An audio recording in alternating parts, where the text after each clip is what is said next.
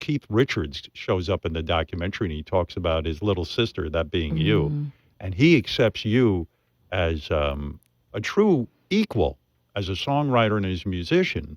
It's so weird because I grew up in a tiny town with 3 stoplights, and my vision of how to get out of my town was through Fleetwood Mac, and I mean, initially through Carole King, through Elton John, and James Taylor, and then the Stones, and Bonnie Raitt. When I saw Bonnie holding a guitar, I was like, oh, a girl can do that. I can do that. And I loaded up my car, moved to LA, and when my first record came out, it was such an oddball record, and what was happening was Seattle and particularly like Smashing Pumpkins, and Beck was starting to break, and Hole, and I was just an outsider, and it was the Stones that kind of plucked me out of being an outsider and said, "Hey, welcome to our scene," and that was the scene I wanted to be in anyway, and always felt like I was born too late. You know, that scene with Dylan and Crosby, Stills and Nash and those guys, and I was so lucky to be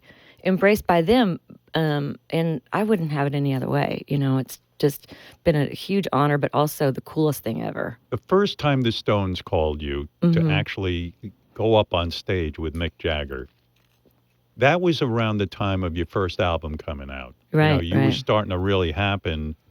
And I can't imagine what that was like, the nerves. I know you've described that you vomited before you went on stage with Mick. I vomited all day. I was so terrified. And then right before I went out, Bobby Keys, the great Bobby Keys, handed me a bottle of tequila and said, here's a little courage, and kind of shuffled me out. And, and I can remember exactly what I was thinking when I was like, 6 inches from Mick's face. Oh, this is the guy who's the zipper on sticky, that I unzipped on the record. You just go back to being that kid who is looking at somebody who you looked at on the records. And I still have that. Like I texted him recently and asked him if he'd play harp on Live With Me, because we just redid this song that we initially sang together. And as I was texting him, I was just thinking, holy crap, I can't even believe I have his phone number.